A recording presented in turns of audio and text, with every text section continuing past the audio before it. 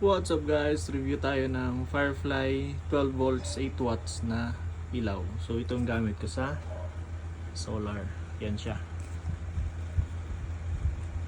Yan, maliwanag.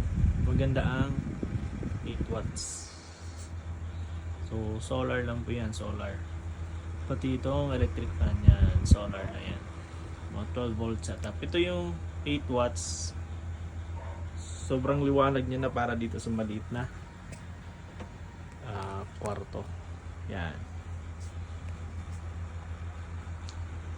Tapos ito naman sa labas ang 4 watts. Ito yung 4 watts natin ha. 12 volts Firefly.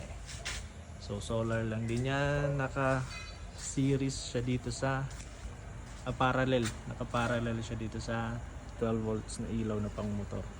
So ito yung ilaw natin na pang outdoor. Ito yung nagpapaumaga. Kita nyo gano'ng kaliwanag yan, oh? 4 watts. Liwanag ng 4 watts natin. Ayan.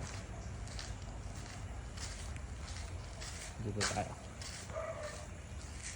4 watts lang yan, pero ang lakas na ng ilaw. Kita nyo rin naman sa loob. Yun yung 8 watts sa loob. Ito yung gano'ng kaliwanag sa loob. Ayan. So only kuryente tayo.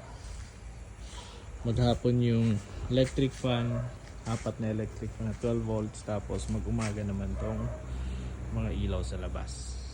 Wala tayong problema sa brownout. Yan. Yun lang. Thank you. Bye bye.